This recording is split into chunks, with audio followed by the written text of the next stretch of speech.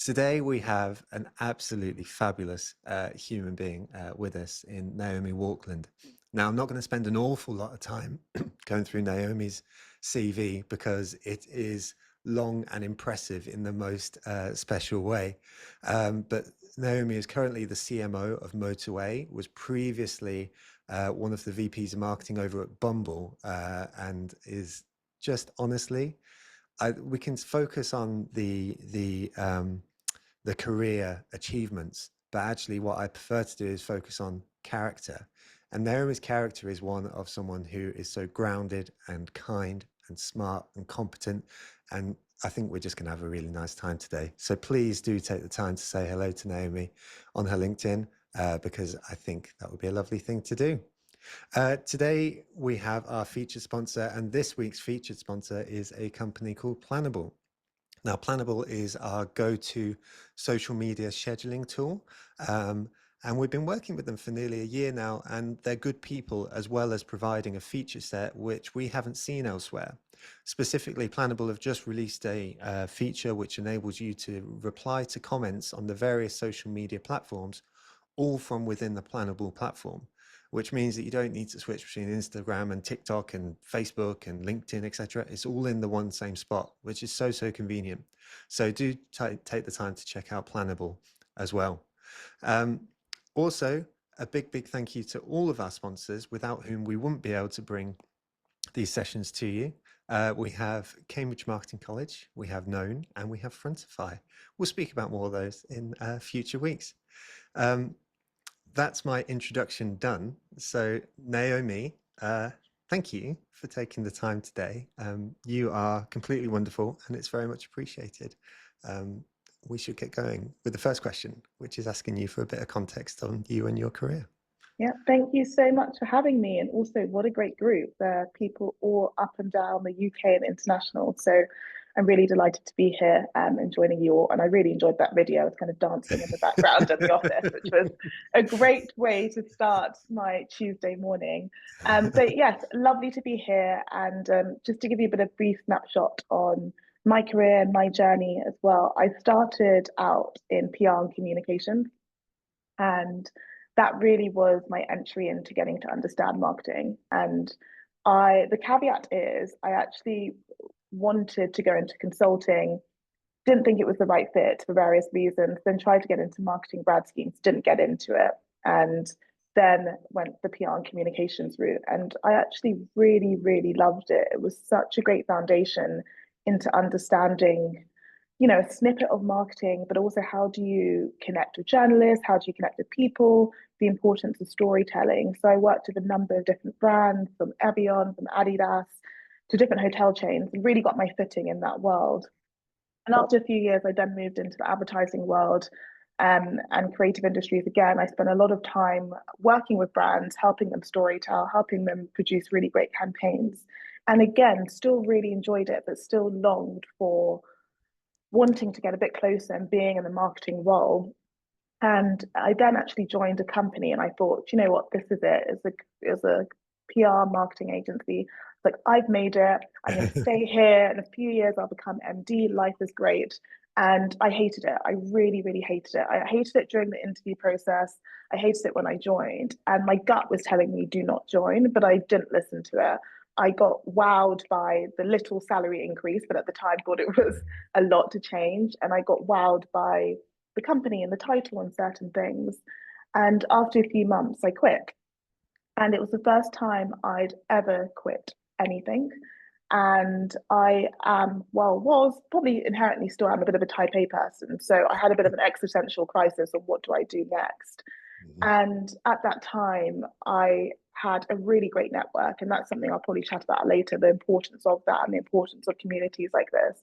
And so I decided to go freelance and start consulting with a number of different brands that I worked with in the past or knew.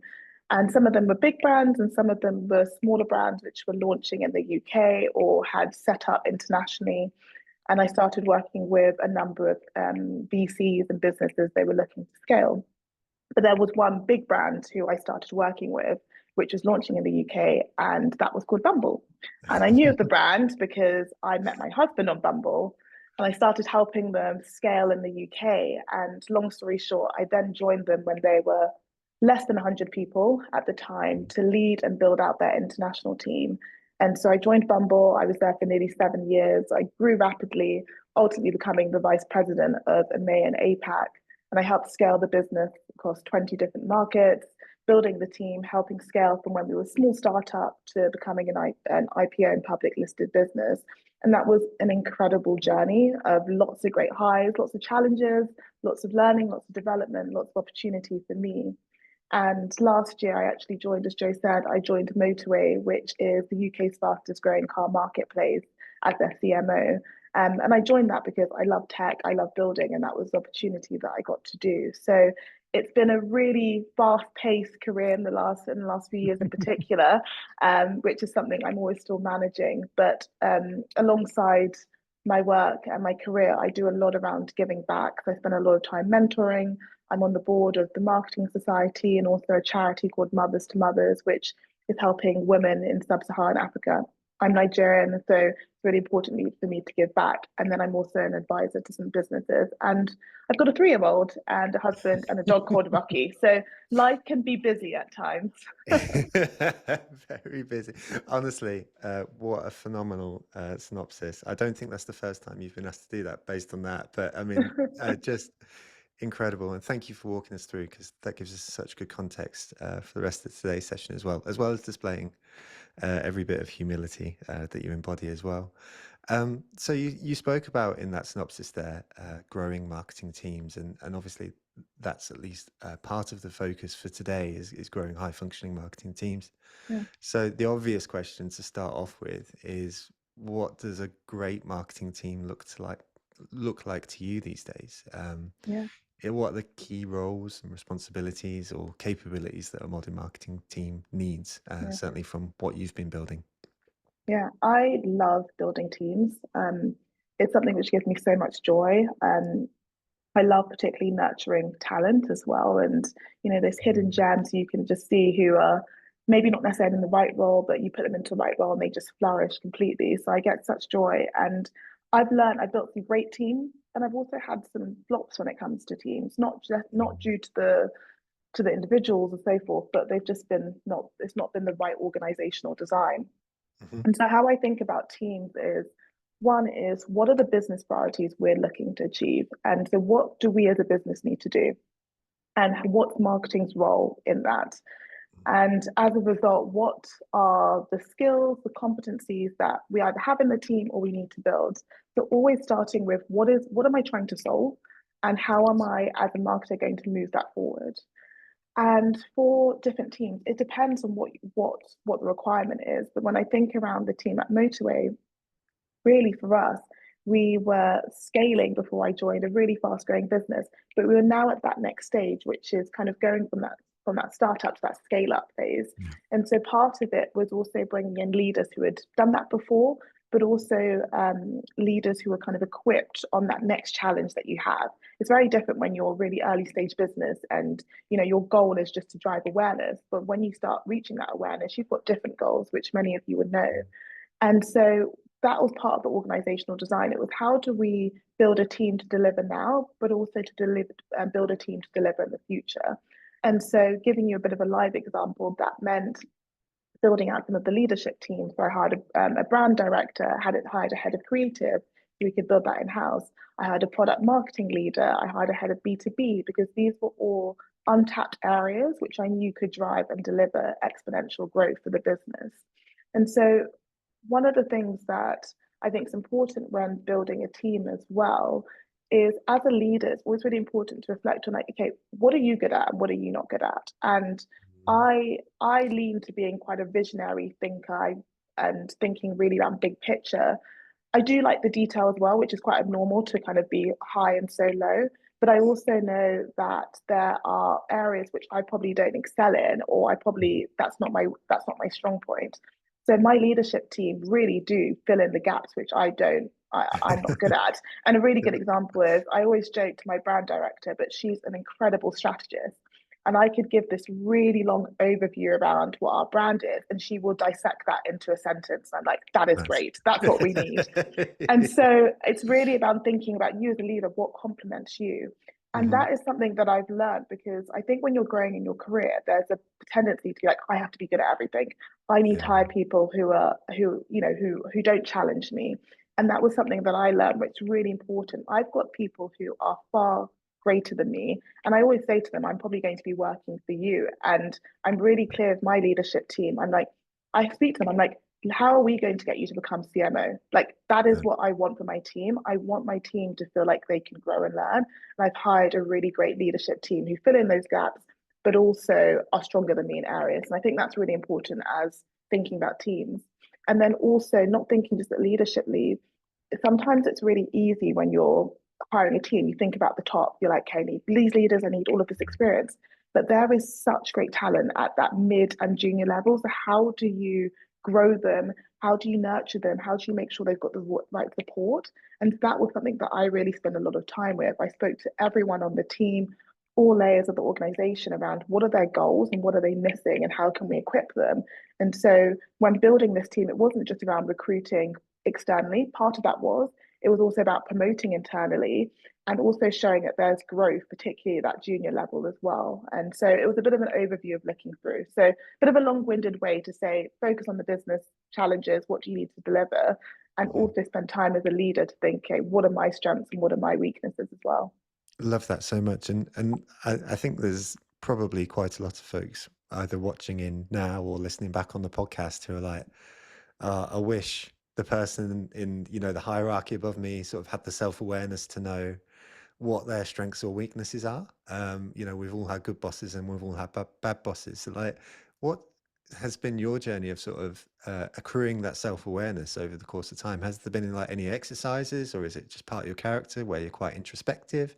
Like, how do you start to identify those strengths and weaknesses? Because I guess for folks watching in today, that might even be a great starting point if they're looking to build a team to kind of do exactly as you say, which is Yeah. identify their weaknesses and strengths. I'm quite introspective by nature, but one Hmm. of the reality is, one, I was forced to kind of become a bit more introspective because I made mistakes, and Right. sometimes I got some roles wrong, Mm. and I got some. I wasn't thinking through, or I didn't necessarily think, your gut may be saying that's not the right role, and you still go ahead. So part of it came from, actually, there'd been a few mistakes.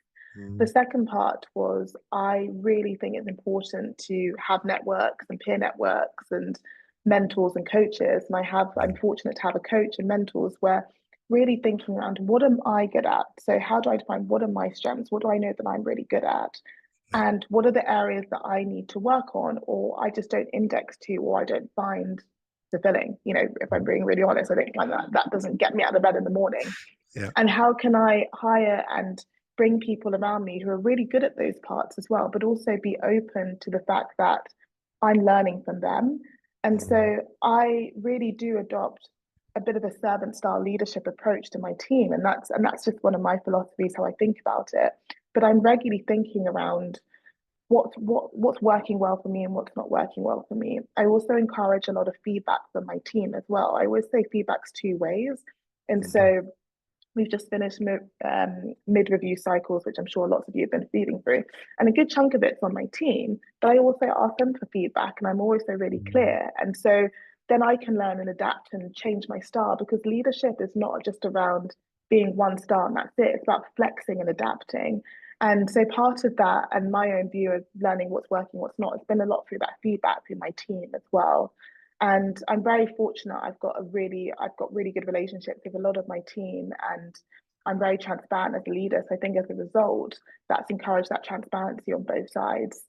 I love that, and I think what's really interesting, and one can't help but reflect on your own personal context as you go through these things. And I feel like we've got a really healthy culture within the team at TMM, but Okay. putting into place even some small things which allows that feedback to happen. So for you, you sort of referenced mid reviews where you've kind of got this opportunity to feedback. I appreciate you not saying that's the only opportunity, but it feels like an opportunity to at least just check in and sort of say, Yeah. can we have this both ways? Um, One of the things from your first answer as well, which you kind of like spoke about, was a growing of a business. And there'll be folks watching in today who are in like smaller growing businesses. There'll be people in teams that are sort of stagnant. There'll be teams that are shrinking. There'll be teams that are growing exponentially. And one of the things that you mentioned there was about skills. And so I was interested about your perception on when you hire for a generalist versus when you hire for a specific skill set. Like, is there times where you look for, just bringing in a marketing manager to do a bit of everything, and how that journey's been? Because I guess particularly at Bumble, you came quite early stage, and so you must have Yeah. seen quite a transition. Definitely. And I think it's nowhere easy, but I, just speaking from my examples, Yeah. my team at the beginning at Bumble were generalists, and Okay. that was because we were small, we were scrappy at the time. You Yeah. know, if you see me about 10 years ago, I always had some stickers in my bag saying, download Bumble, date now. Like we were really doing everything at that time. And as was I. So it required generalists in order to flex and adapt. And as the business scaled and matured and we had different challenges, we required that specialist because we just needed a different approach. And so early days was more generalist. After a couple of years, our challenges were different. It wasn't just around awareness, as I kind of highlighted at the beginning. We were around consideration, we were around international expansion, we were broadening our marketing mix. And as a result, we needed specialists. So we brought in a dedicated comms hire, we brought in someone with regional knowledge, we started hiring country directors. And so I think it really depends on the stage of the organization and what you're looking to achieve. Yeah. And it's really interesting now because I've got a couple of my team from Bumble who now work with me, and one of them started off as a generalist and is now leading kind of strategy and operations at Motorway, and is effectively a bit of a chief of staff role for me. But Wow. I would not have known that. So I think it's really interesting because some people can flex and adapt, but I Yeah. think it's really important as a leader, you sometimes have really great people who are there, who are great at that generalist stage, but it Mhm. doesn't necessarily mean they're going to be the great people who are going to get you into that next phase of growth. And that's Mhm. something you've got to be really honest and keep reviewing as well. Doesn't mean that they're not strong. It just means that for the challenge that you have right now, that might not necessarily be the right fit. And I think that's important to note. Not everyone is going to scale with you, and that's okay. And it's about Mhm. how can you support them, whether that's not in this organization and elsewhere, but being really clear around the now and the future proof of the company. These are the skills that we really need. I love that, and I really appreciate the answer for a number of reasons. But one of them is that I do enough of these sessions where sometimes we'll get questions in which I imagine will be sat in some people's head, which is what is the first role that you would hire for and stuff like that. But I feel like coming loud and clear through your answer is a context dependence on you and your strategy and where you are in business. It's no one fit answer.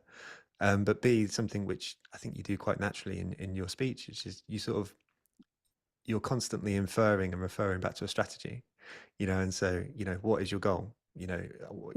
How are you building your team for this goal right now? Uh, which feels just so sensible. So like, Yeah. I really appreciate that because I think that is the answer. When folks are like, well, who do I hire next? And it's like, well, Yeah. go back to the strategy.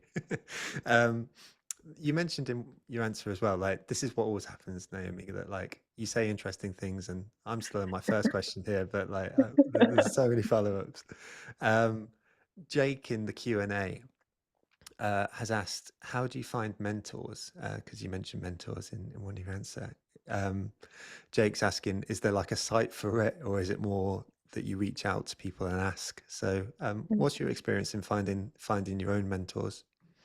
I think one thing to say is my people I view as mentors don't actually know that they're my mentors to me.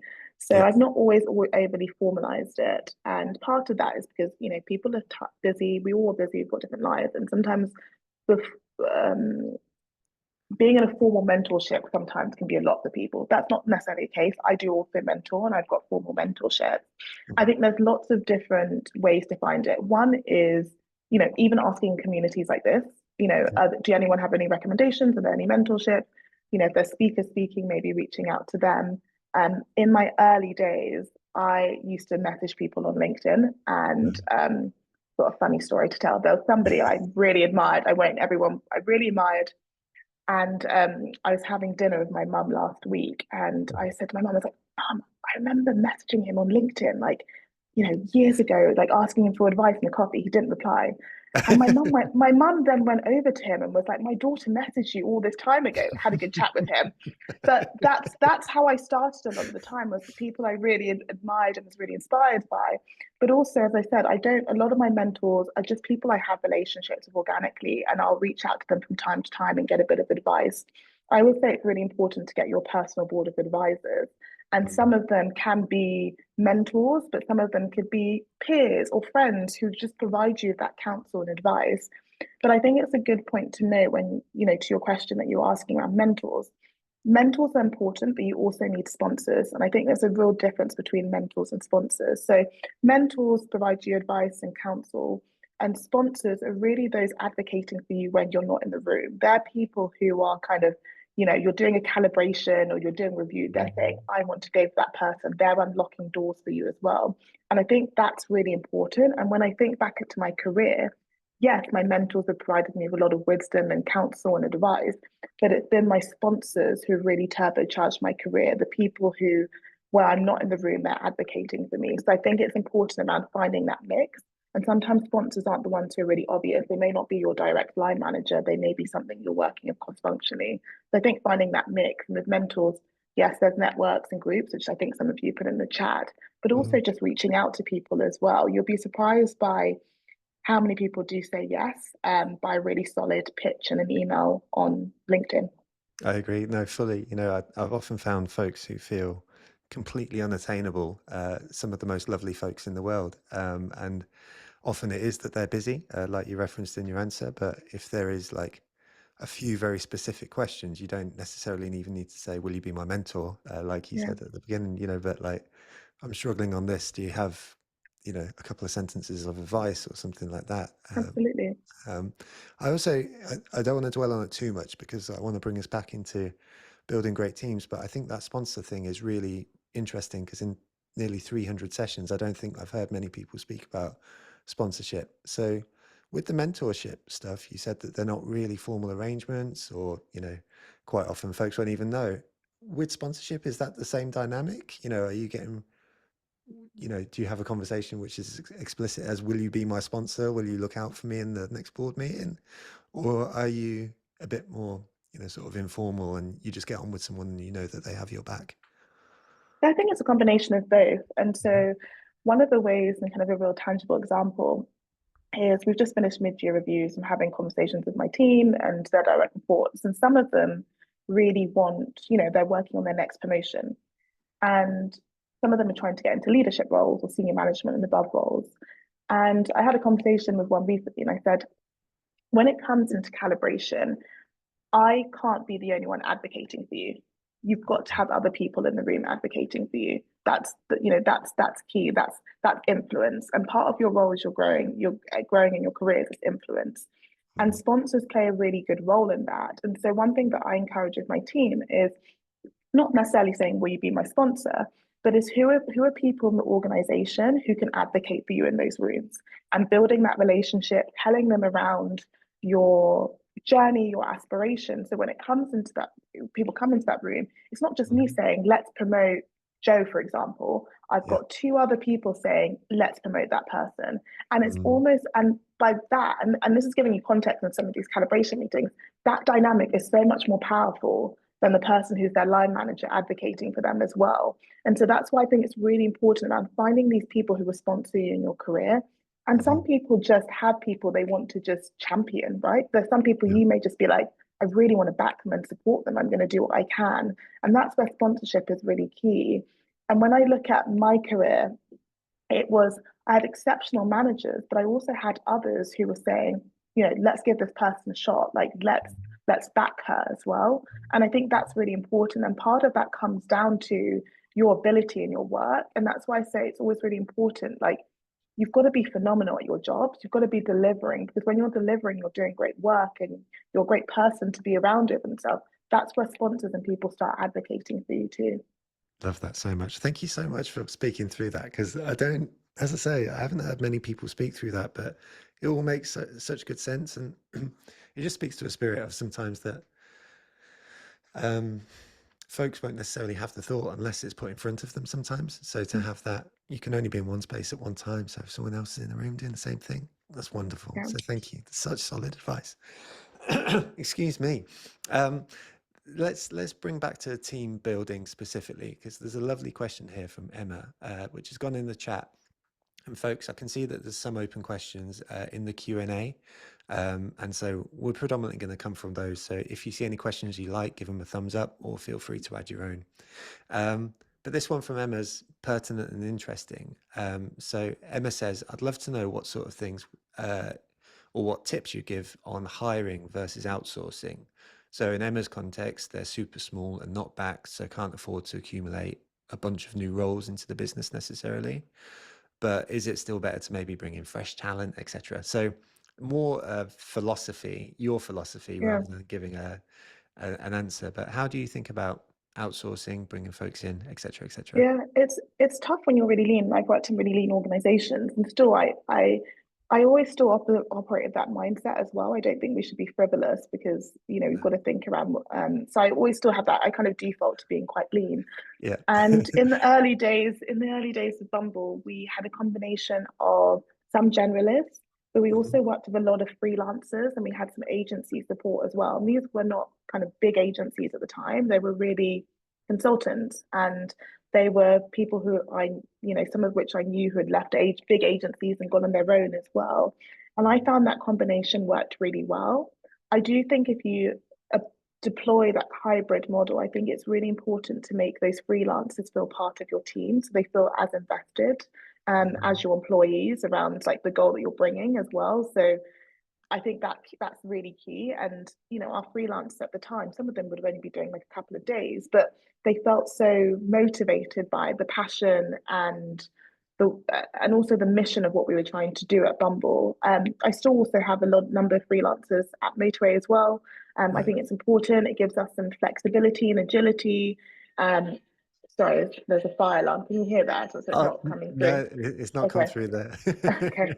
We have a practice one every Tuesday, Oh, bless but you. but there's a lot of agility in having that hybrid model between freelancers and agencies, and also the internal team. So I always adopt a bit of that as well.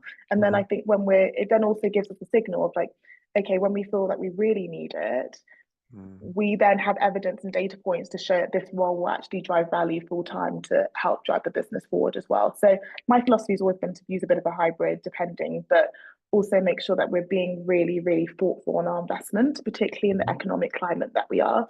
Gone are the Yeah. days where you just kind of blitz hiring and go. I think you need to be really thoughtful and make sure that you are taking a really thoughtful and considered approach to how you're hiring. Absolutely, and I like the advice of sort of starting off slow if you can prove the case. By the way, you rode out that fire alarm spectacularly. Like, there's nothing quite like having something blaring in your ear and I stuff. know, I Stuff. So completely forgot we have our training one at 10 o'clock. that's amazing. I love it. We've got Patrick in the chat saying, "Can someone please put out that fire? I'm busy talking I to know. What TMM." is going on? I love it. Um, a great question that's come into the chat is, and I imagine you did a huge amount of this as you were growing out Bumble, but then subsequently at Motorway, which is working with teams that are predominantly remote working or across time zones. Yeah, So something that comes across really clear with just how you speak is like there seems to be a common sense of strategy that comes across really, really well. But how do you deal with that? Because like I think it is it's a new world really, ever since yeah, COVID, where people are trying to figure out how to maintain culture and performance, etc., when we're not all yeah, working together anymore. yeah. How have you dealt It's with that? it, it's tough, and I was managing multiple markets. So I'd start my day speaking to somebody in Australia, speak to somebody in India, and then speak to somebody in Germany. And it's tough because Mhm. sometimes in some of these markets I oversaw, I had one person there, so they didn't have any culture.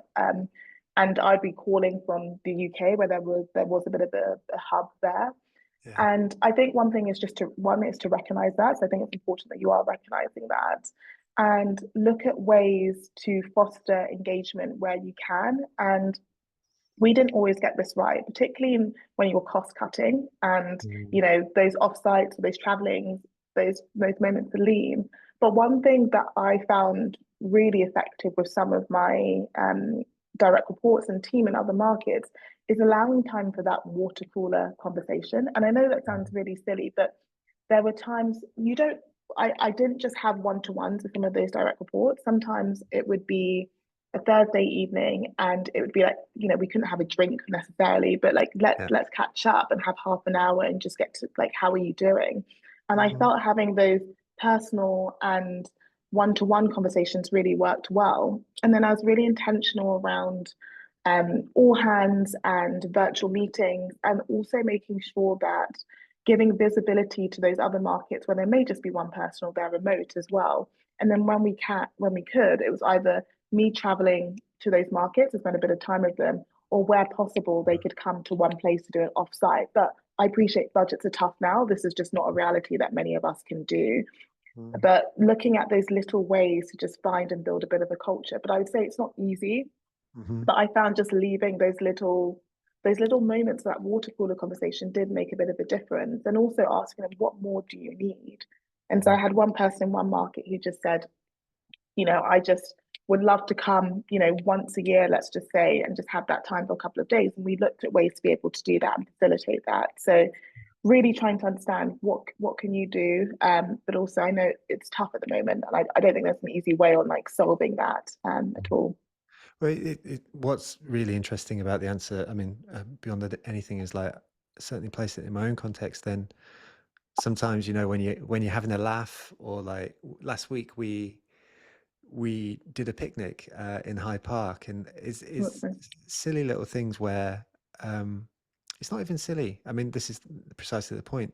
If you are feeling grumpy, or you're feeling stretched, or you're feeling pressured, um, then you could look at stuff like that and you go, I should be working right now. I should be doing the Mm-hmm. next thing. But it's easy to forget that that is the work too. Mm-hmm. To bring in a team and uh, have a culture, it requires work. And so those cooler moments, as you described them, that is the work too, and Yeah. can be seen as such.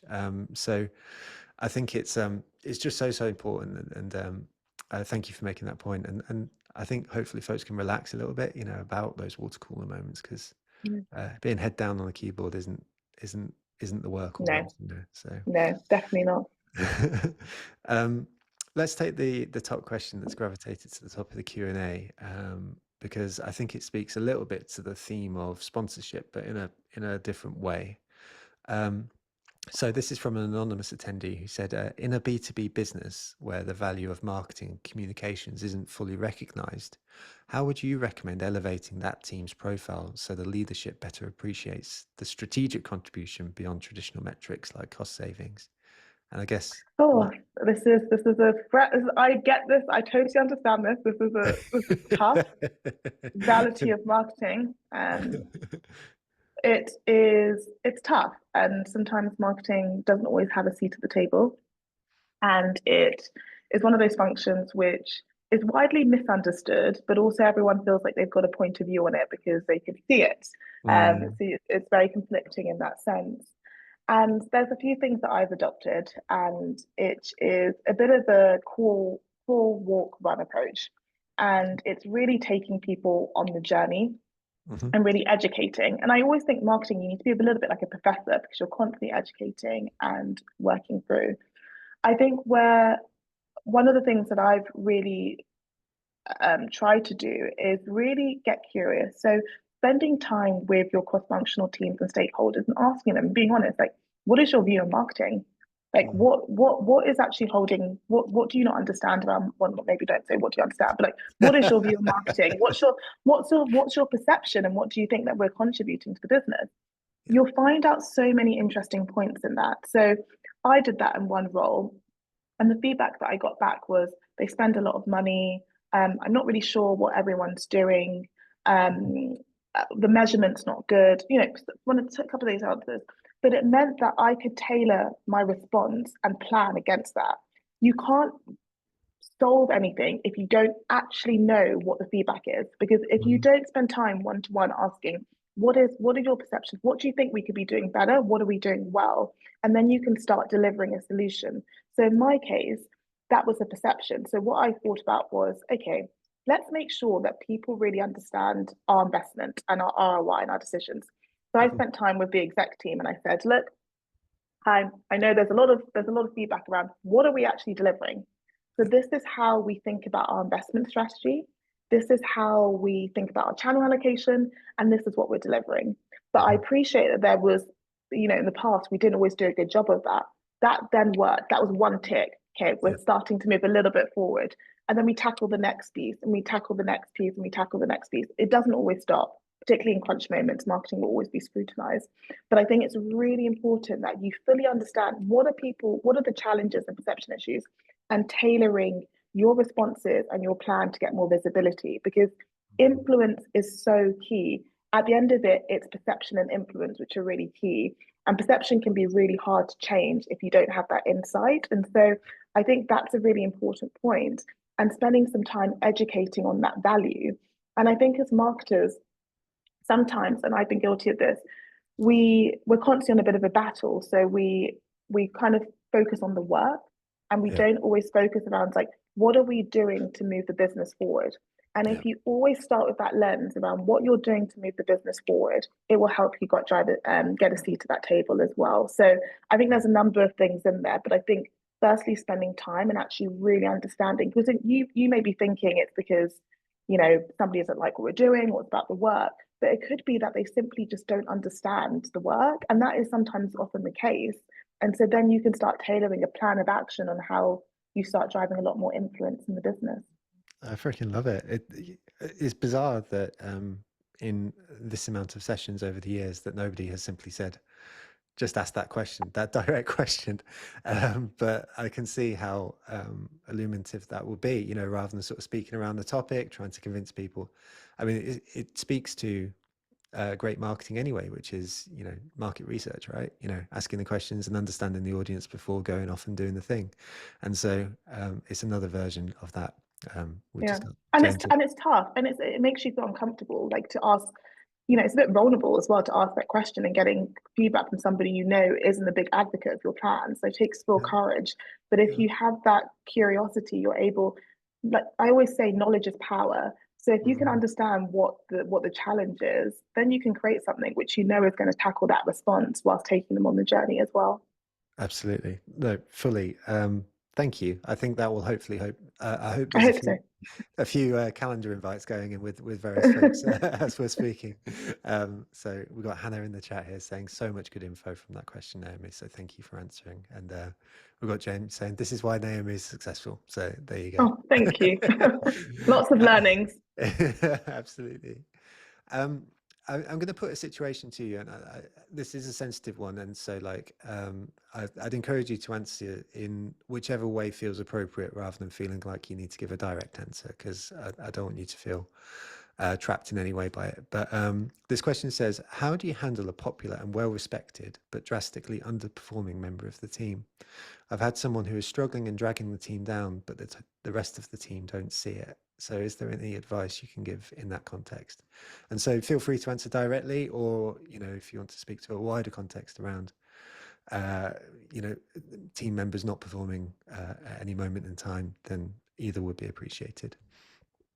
Really hard. And that is, something I have experienced in the past. It's really challenging where um, you have someone who is, on the outside very positive to the culture and seems like they're adding a lot. And you sometimes feel like you're a bit of a bad cop. You're like, why couldn't people see this? And I think it's really important in that situation. And this is where you go back to the strategy.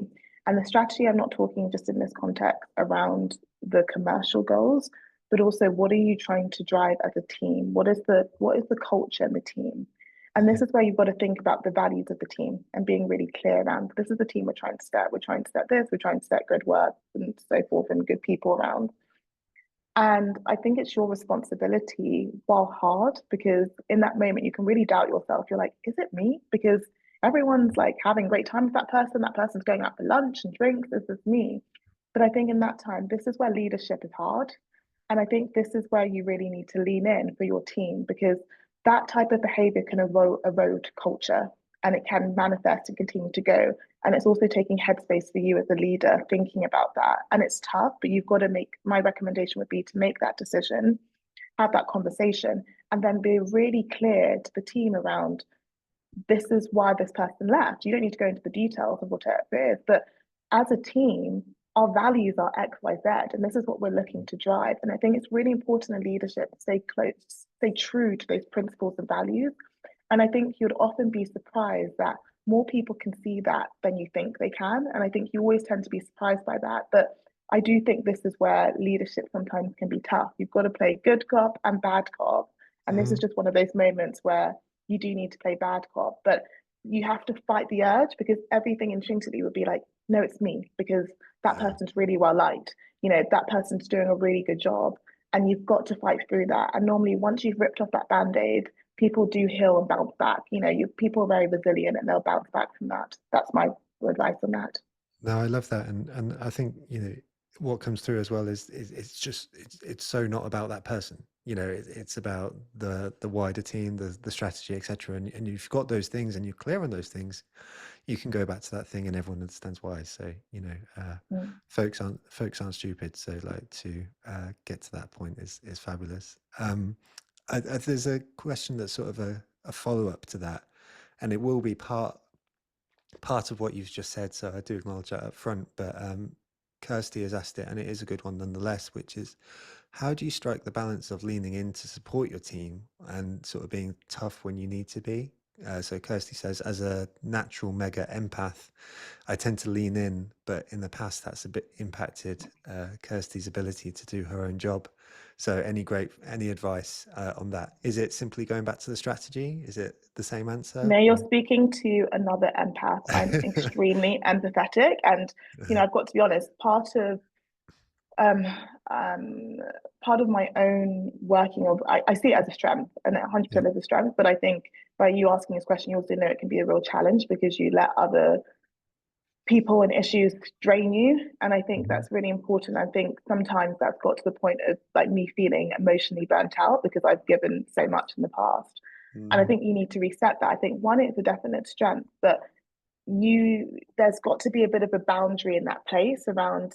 I always kind of say that you can help those where people need to help themselves. And that's so important as well. And you've got to find the right balance between that. And it's difficult because your natural instinct and mine is to think about that person, everything that's going through. And sometimes that can make that tough call.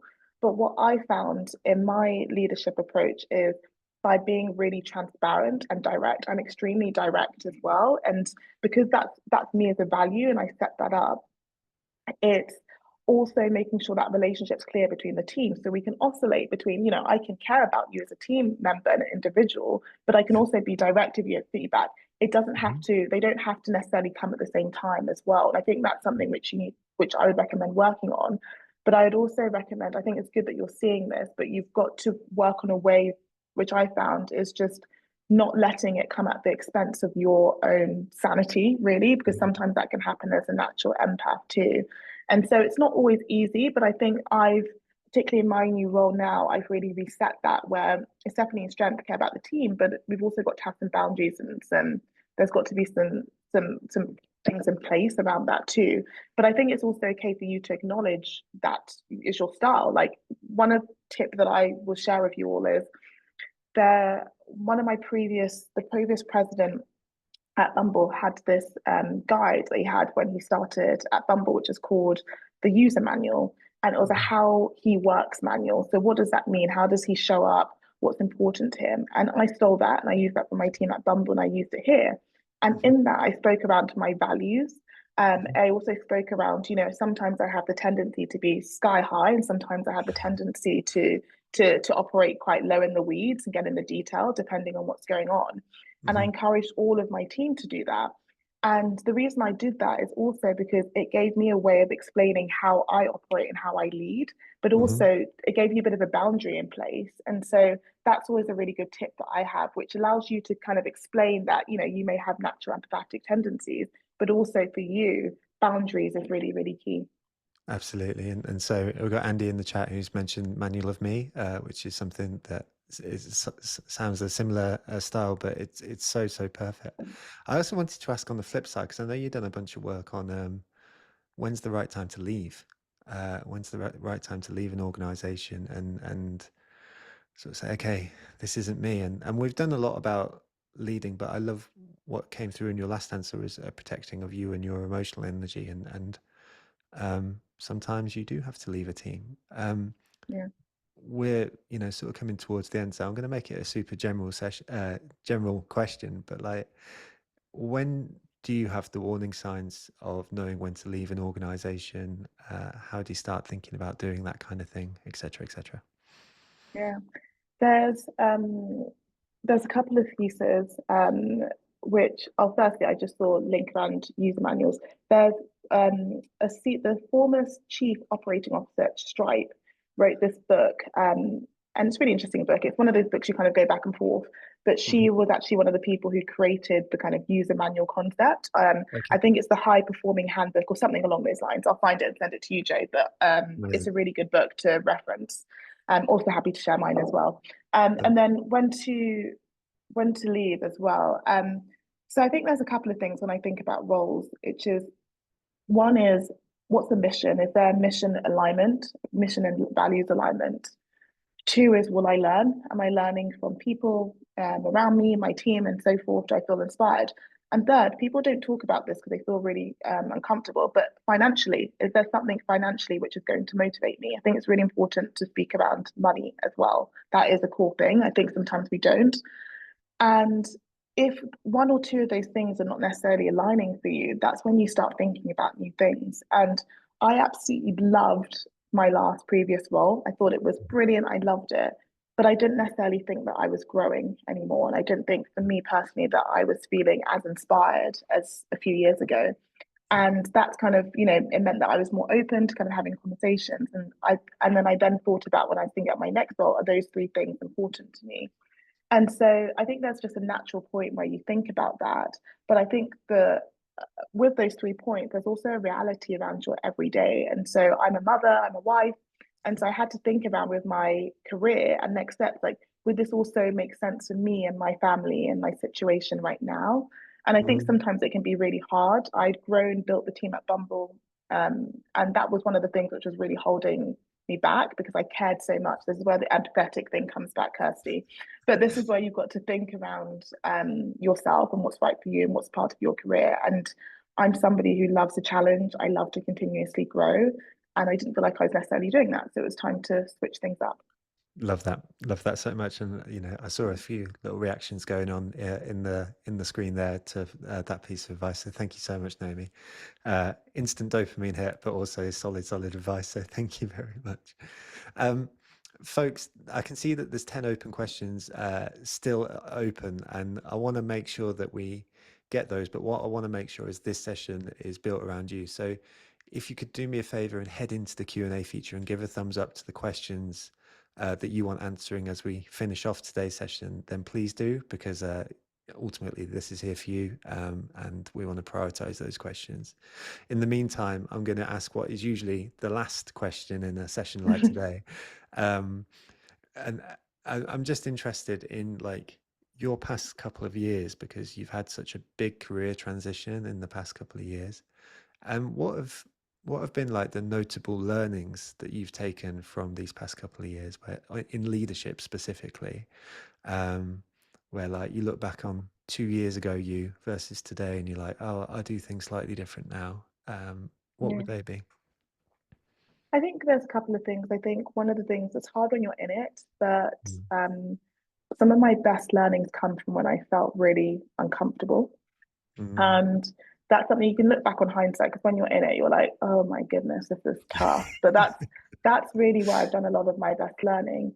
I think the second part of leadership is I don't need to know everything. And I know that's a really simple piece, but it takes confidence to know that you don't know everything and to own that up. And so I there's some bits which I'm not familiar with. I don't know the weeds in, and I bring in team members and I learn from them as well as. And I think that's something which is really important. I think in times of war, I would stress myself out trying to learn every single thing and become an expert. And mm, I'm just not good at that. And that's okay. And so I think that's just something which is really important. Um, I think the last bit is also um, is really spend time understanding if you're looking for a role or working a role, like what is the culture, like truly Mm, understanding. And I think if for anyone who's interviewing, because I mean, there's been some conversations around, next role or so forth, is really understand the culture. And it's interviews are two ways. And so even for my role, I went for lunch with, the CEO because I wanted to get to know him properly. It's a yeah. big career decision as well. So really making sure you spend a bit of time like understanding the culture. And I think in the last bit is just be kind to yourself. And I know it's a bit of a personal Mm, one, but growth and development and managing so many things is a lot. And I'm sure all of you are such high performers. You're part of this community, and probably you're so driven to motivate and succeed. But being really kind on yourself, and that's something which I've been guilty of not doing that in the past, and making sure you refill your cup up as well. And so finding ways to, in strict moments, to, credit yourself, look how far you come. And so one way I do that is I always do reflections at the end of the year. I always set nice. out goals, not too like crazily ambitious that I feel paralyzed, but exciting ones and motivating ones, but having that time to reflect on how far you've come, because I think the person you were 5 years ago to be really proud of the person you've become today. Oh, that's just gorgeous. What a lovely last night. You nailed that. I want to sit on that. That's great. Thank you so much. We've got Rebecca in the chat saying, "God, you're speaking my language." Such a good Well, reminder that we do not need to know everything. Stop pressuring ourselves and be kind to myself. So I think you're helping make people's days here, Naomi, as well. So thank you. Um, I referenced that is usually the last question, but I needed to give folks some space as well to make sure that we can prioritize in these last 6 minutes the folks yeah, that things that they would love answering as well. So the question that's gravitated to the top on my screen here comes from another anonymous attendee who says, "How can you re-motivate colleagues? I have a direct report who's fallen out with my predecessor, and it's proving difficult to re-motivate them." yeah. So this is a bit of a direct answer, Hmm. but motivation is something that an individual needs to hold themselves accountable to. Hmm. And so I think it's really important. You can do different tactics as a leader to try and get that motivation. But if someone is not motivated, that is their own decision not to be motivated. And I think that's hard sometimes because this is that point around leadership and empathetic. You think it's your responsibility. It's not your responsibility to motivate someone fully. People need to take accountability. And Hmm. it's the same with teamwork and development. You can support and nurture and support, but somebody needs to take ownership. And I think that's really, really important as well, because as a leader, you can't solve everyone's challenge. You can't be there for them every time. So I'm sure you're doing a great job. The fact that you're saying, you're really trying to motivate them. If that person can't be motivated and they've decided to check out, that unfortunately is on that person. And I know that's sometimes tough, but I think there's a reality that we are all individuals and we are all accountable. And I think that's something which is really important in leadership. I agree, and without meaning to sort of make it sound like a great thing all the time, but there is a kindness in sort of releasing some folks from a bad situation as well, sometimes, and so that's not to be trigger happy on sort of removing people at a whim type of thing, but I think that individual accountability is so important. So thank you. Absolutely. Um, let's take the next one because you've shown so much humanity in your answers today. Like as always, like you're one of my favorite people to bump into for this very reason. But one of the questions here says, "Could you give some tips on managing a team in terms of reducing burnout? How do you empower your team to balance both their work and their life? And how do you get a high performing team without the burnout?" So. Yeah. Um, I'll be quick on answering this, but I think there's a couple of things. Is one, make it part of your culture. So what is the mm, culture that you want of your team? Which is, you want people to have fulfilled lives at work, but also fulfilled lives outside of work. So one is make it part of your culture, collectively decide what do we want to stand for as a team. The second piece is see when you notice teams are leaning into burnout or they're just getting a bit overwhelmed, is like speaking to them and saying, hey, look, you're working really late. I want to have a chat. Is everything okay? Is there anything I can do? And be there for them. And then the last bit is role model that and be really clear. So I am very clear that I go to the gym a few times a week. I'm very clear in my diary that I'll say that I'm at the gym, I can't take this call. Or I'm really clear and I'll say, hey team, I'm heading because I've got to do pickup for my son at nursery. And so I think it's really important because it gives that permission. So I notice in my leadership team, for example, somebody will say, oh, I can't make that, or I'm leaving early because I've got to pick up. Or hey, I'm joining this, but I'll be in my gym gear because I've just come back from the class. That's important for you to remodel and champion that. And sometimes I'll actually, as a leader, I'll actually delve into that a little bit. I'll be like, oh, what class did you go to? Just to make sure that people feel like it's okay to have a life outside of work. It's important. At lunchtime on Friday, I'm going to Pilates class because that's going to make me feel good. I'm going to be a better leader as well. So I think it's really important to motivate that. And when you see those moments where teams are doing that, celebrate that and role model that and tell that person they're doing a great job. Love it. Love it so, so much. Naomi, we're right in the danger zone here where I asked you another question, we'd end up going till 10:35, and I know that you're busy, a busy human. Unfortunately, I've got a trading meeting, so I've got the fun All good. things afterwards. You got reality. So Here I'm going we'll to be practicing everything I say to you about getting marketing on a seat on the table. absolutely. Well, I appreciate it so, so much. So thank you. We've had at least one chat message here saying Naomi for PM. So I think that's Oh something we gosh, can. that would be tough, wouldn't it? I, I I would second and third it. We've got folks saying they're fangirling and all sorts. So honestly, you have been fabulous. So thank you so much, and No, thank you to everyone as well for contributing such brilliant questions. I hope you got everything you would like from today's session. You're the absolute best. well, Um, thank you, and thank you for all the questions as well. And if I can ever do anything to be helpful to any of you, please do reach out. oh, you're beyond wonderful. I'll pop your QR code for your LinkedIn right there as well. So, folks, the last thing to say from me is that we have our last session before summer next Tuesday. So please do join. Big thank you to our featured sponsor this week, Planable. Again, absolutely wonderful.